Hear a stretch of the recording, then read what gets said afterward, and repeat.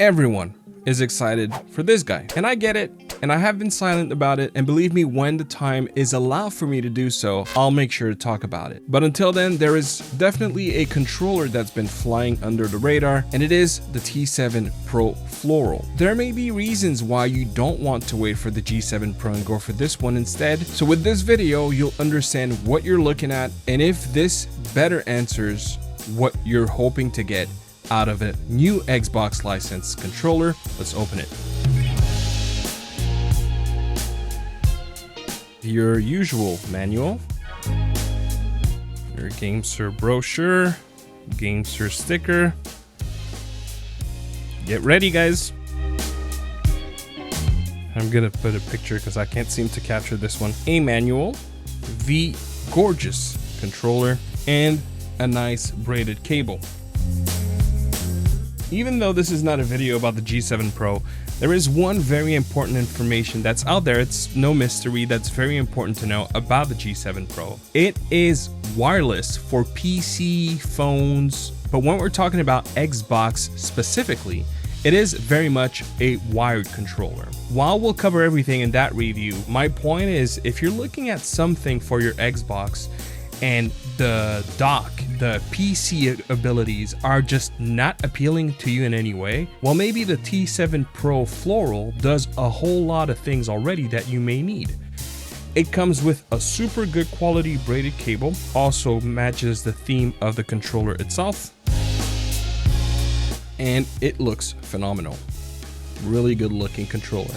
So here we have membrane, very traditional feel, bouncy kind of face buttons. We also have a membrane crossed out D-pad, so again, very traditional. Hall effect sticks, anti-drift with long duration, so you know the tropes of Hall effect are present here. It's not TMR, but it's very good quality nonetheless, and I've come to understand over time that the calibration of GameSir is truly what makes these sticks shine. The hardware itself, of course, helps, but they're just so good at calibrating sticks. Here we have our shoulder buttons, and these are super satisfying tactile buttons. They click from everywhere, they feel real good. We also have Hall effect trigger. We do have a 3.5mm jack at the bottom, kind of matte but soft finish in the front shell. It's not removable or anything like that, so it really stays. You have your select and start that are membrane, capture button also membrane, so is your mode button, and of course your Xbox button as well. Not exclusively, but mainly a membrane driven controller, and some people may be more excited about that, so that's something to keep in mind if ever you are looking for that, because keep in mind the alternative for your Xbox, or the latest upcoming alternative for your Xbox, uses a completely different array of buttons and sticks. To me, it's like playing a record on a vinyl or playing digital. Some people just have a preference for something more traditional, something more analog. And this is kind of what we have here. You know, as far as just the history of gaming controllers in general, this feels more like what you'd expect your Xbox Series controller to feel like, but with added modern touch so that this controller just operates better as a whole. 2 extra back buttons, which are also tactile, fairly silent. So this is definitely going to be a more silent controller, 100%. If sound is important for you, this is the option you want to go for, because this is a very silent controller. And you also have, look at that, you have hair triggers. Now these are software corrected. You don't have the feel of a button, but if you push it, it's still going to be much faster to actuate than if you were to use the full range of your trigger. Because whereas here, the deeper you push, the deeper it goes from 0 to 100. And some games will say, for example, oh, you need to hit 60 for the value to be captured, for example, to shoot your gun, so that you can sort of pre-fire it, like have it hot, so to speak. If you have your hair trigger, the moment you push it just a little bit, it goes from 0 to 100. So if you're trying to play Call of Duty, for example, and you want to be quick on your triggers, that's going to be a great tool to have. This is the T7 Pro Floral. T7, but improved for more compatibility. And this is going to work for Xbox, this is going to work for PC, and this will follow the X input protocol. So for example, if you're trying to play your Game Pass games on your PC, or you're trying to play your xCloud games, as long as you're plugged in, because there's no batteries in here, it's going to work. It's also much lighter. Xbox Series S, Xbox Series X, this will also work. In fact, this will even work for the Xbox One, much like the other Xbox licensed controllers. Let's plug it in and have a look. It is completely light powered. So you can see the RGB going through the D-pad here. You can see it through the mode button, the A, B, X, Y.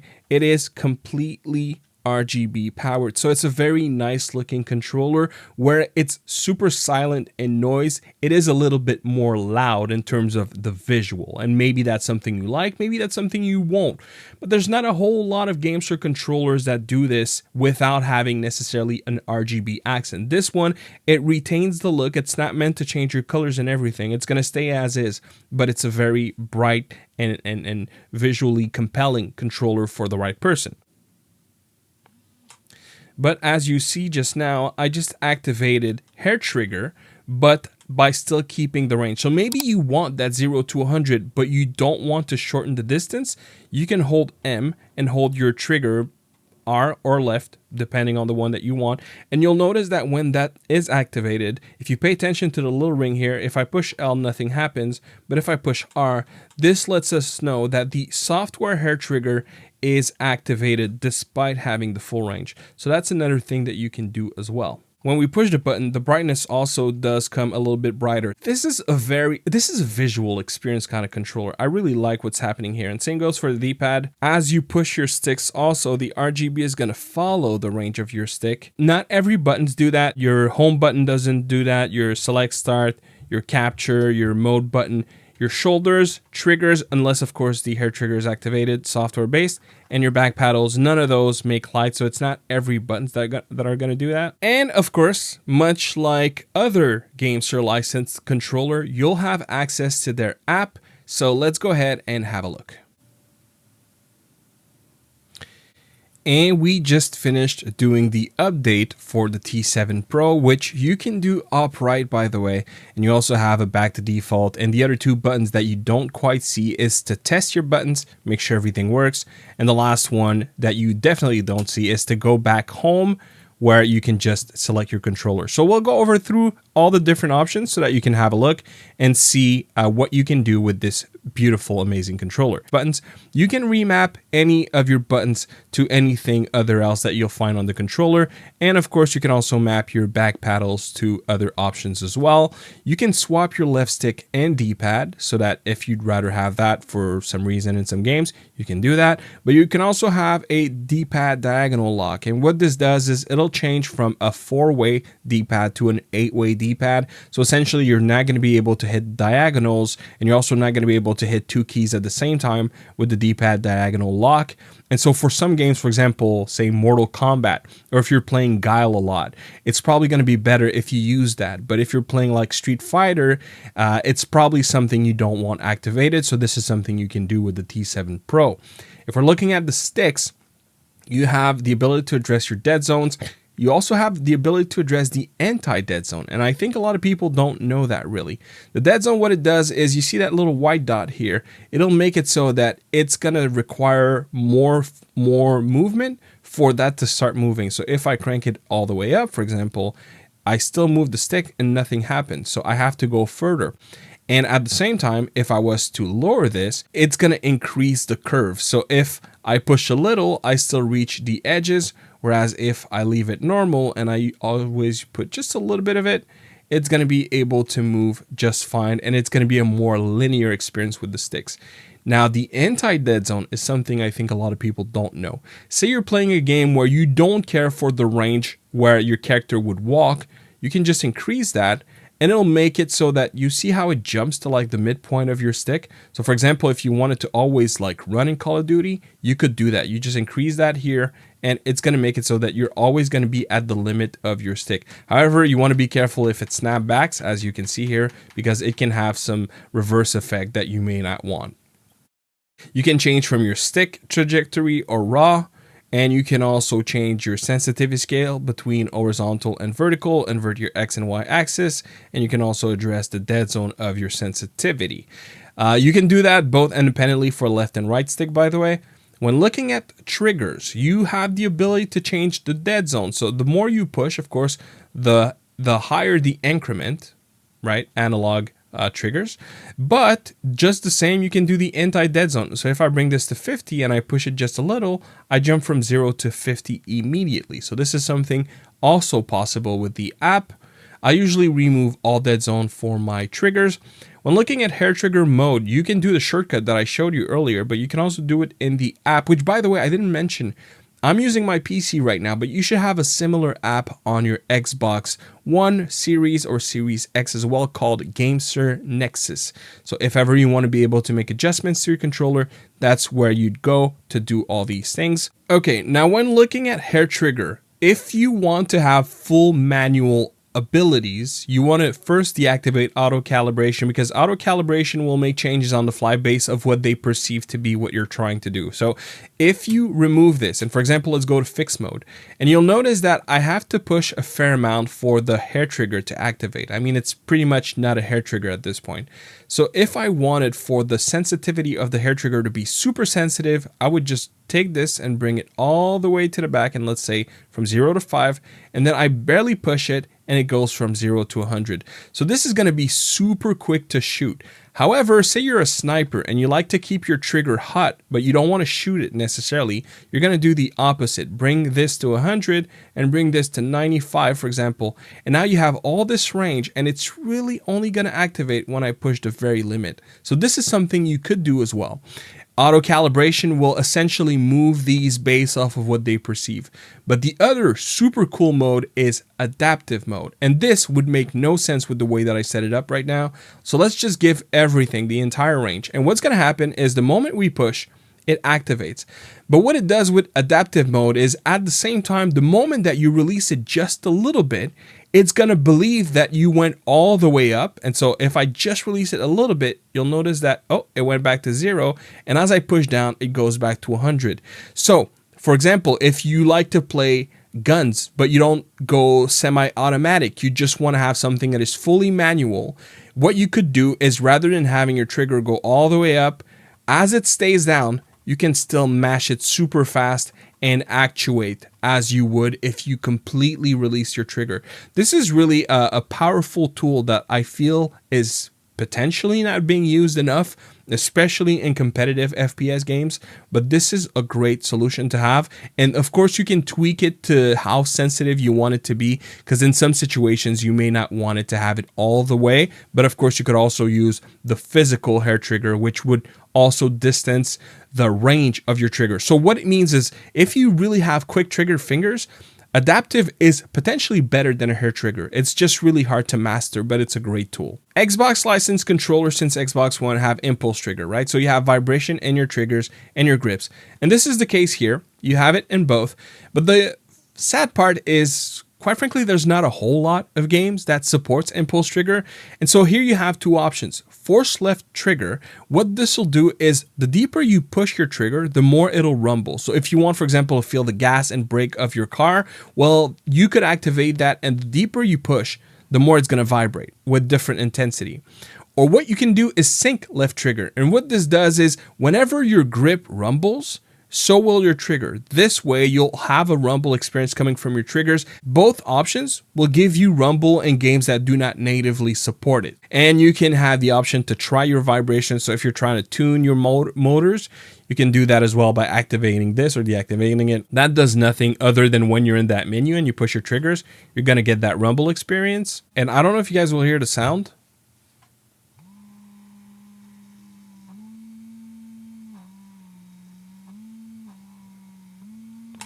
And so the more I push, the more it vibrates. And then looking at RGB, we have the ability to address the brightness, and there should be animations coming soon as well, and sleep for when deactivating the controller. So let's move ahead to other tests. And we're gonna have our quick audio test.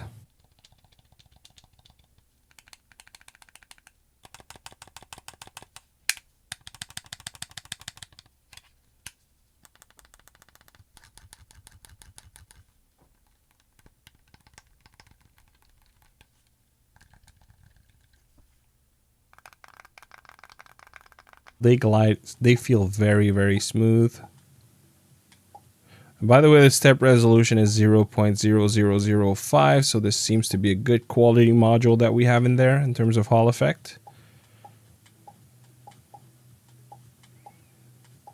Oh yeah.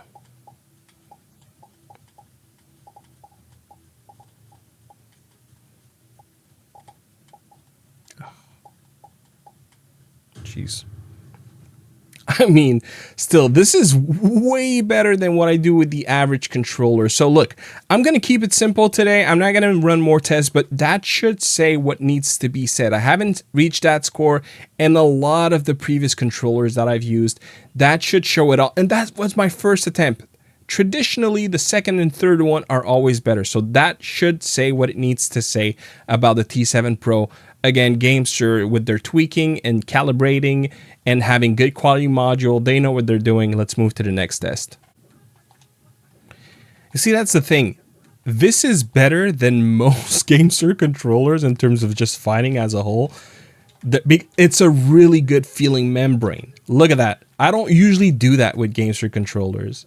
Like, I'm not saying this is the best I've seen, but this is a good quality membrane. And I think people need to acknowledge that. Like, if D-pad is important for you, I mean, can't speak on the other one, but I can definitely speak on the T7 Pro. Legit. When it comes to the D-pad, very nice as well, super comfortable. And I forgot to well, I didn't mention actually because I'm not doing that test today, but there's a center pivot. It's there, so not to worry. Feels good.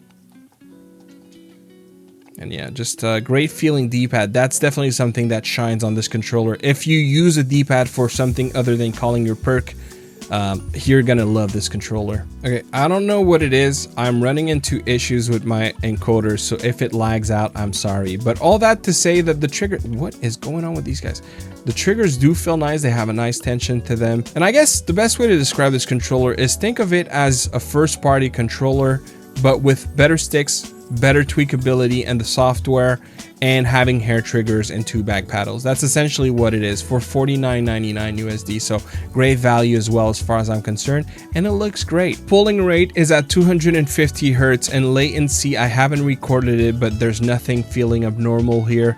And I guess, again, it's gonna matter more for Xbox, where I wouldn't be able to test anyways. So let's move towards the conclusion of this video. This is also available for $49.99 for pre-order, which I would assume will ship around the same time as the G7 Pro. If you want that as an alternative, I think it's important to not dismiss this controller, one that hasn't received anywhere near as much love as it should, because it has a lot going for it. I understand if you're after peak performance, if you're after a lot of benefits that the G7 Pro has over the T7 Pro, I would absolutely understand why it wouldn't even be a debate for you. Gaming is not exclusively always about achieving the most. Sometimes it's about having the best experience. And if this controller speaks to you and pushing that experience to a greater level, well, I think it's a great option. One that feels super comfortable in hand, feels much lighter than its counterpart, and has a lot going in terms of aesthetics that we also don't see with controllers in general. And so I hope this video will help you understand if you'd rather go for the T7 Pro